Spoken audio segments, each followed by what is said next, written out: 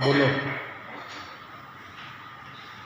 हम बात कर रहे थे मनुष्य जीवन के विषय पे।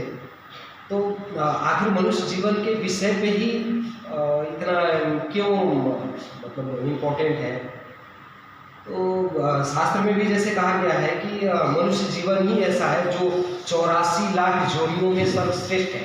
आखिर ऐसा क्यों कहा गया, ये भी एक सोचनीय बात है, विचारणीय बात है, क्योंकि शास्त्रों में जिसने लिखा है वो ऐसे ही नहीं लिखा है, कुछ भी ऐसे ही नहीं लिख दिया है। उन्होंने बड़ा उस पर शोध किया है, बड़ा ही खोज किया है, तब जाकर के उन्होंने प्रमाणित करके शास्त्रों में लिखा है। यदि ये लिखा है कि 84 लाख जोड़ियों में मनुष्य जीवन सर्वश्रेष्ठ है, तो इसका कोई कारण है। इसका कारण है, सबसे मुख्य कारण तो है इसका चेतना, क्योंकि मनुष्य जीवन का चेतना जो है जिन्होंने लिखा वो भी चेतना के तल पे ही मापा है। मनुष्य जीवन ही, मनुष्य ही एक ऐसा है जिसके अंदर चेतना की सबसे ऊंची मतलब सबसे ऊंची चेतना है। तो इस करके मनुष्य को श्रेष्ठ माना गया है। अब बात चेतना की है, तो यदि मनुष्य की चेतना इतनी ऊंची है तो लेकिन मनुष्य तो आज गिरता जा रहा है, बहुत ही नीचा, पशुओं की भांति एकदम।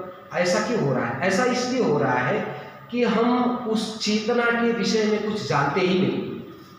हमें जो शिक्षा दिया जाता है, पढ़ाया जाता है, वो पूर्णतया संसार के विषय में ही पढ़ाया जाता है, बताया जाता है। उस चेतना के विषय में कहीं कोई बात नहीं किया जाता है। यदि शास्त्र की बात भी, ग्रंथों की बात भी कहीं पढ़ाया जाता है, कहीं पढ़ने को या लिखने को मिलता भी है, तो उसमें भी चेतना की बात एक तो समझ में नहीं आती है, दूसरा की बहुत कमी होता है, और जिन शास्त्रों को विषय वस्तुओं में दिया जाता है उसमें नहीं होता है। तो अब रही बात की चेतना की बात की शास्त्रों में है, तो सबसे पहले चेतना की बात तो जैसे वेद को लेते हैं, वेद सबसे ऊंचे शास्त्र माने जाते हैं, सबसे ऊंचे ग्रंथ माने जाते हैं, लेकिन समस्त वेदों में भी चेतना की बात हर जगह नहीं कही गई है। चेतना की बात मात्र वेदांत में कहा गया है। अब वेदांत का अर्थ होता है उपनिषद, जो वेदों का सबसे ऊंचा हिस्सा है, सबसे आखिरी और सबसे श्रेष्ठ हिस्सा है उपनिषद। तो चेतना की बात मात्र उपनिषद करता है। और भी कई ग्रंथ हैं, लेकिन उनमें बहुत ही संक्षेप में, बहुत ही कम मात्रा में है, लेकिन उपनिषद केवल चेतना की ऊंचाई की बात करते हैं। और श्रीमद् भागवत गीता वो भी चेतना की बात करता है। चेतना से अर्थ होता है क्या?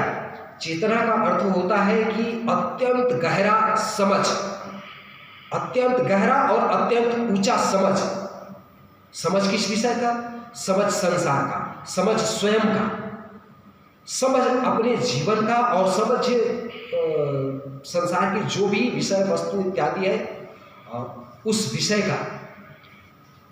और समझ तभी आएगा जब आप चेतना की गहराई में जाएंगे, चेतना की ऊंचाई पर जाएंगे, तभी समझ में आएगा। तो मनुष्य का श्रेष्ठ मात्र चेतना के तल पे ही कहा गया है। तो मेरा कहना ये है कि यदि बात चेतना की है और मनुष्य में ही सबसे ऊंची चेतना है, तो फिर मनुष्य इतना गिरता क्यों जा रहा है?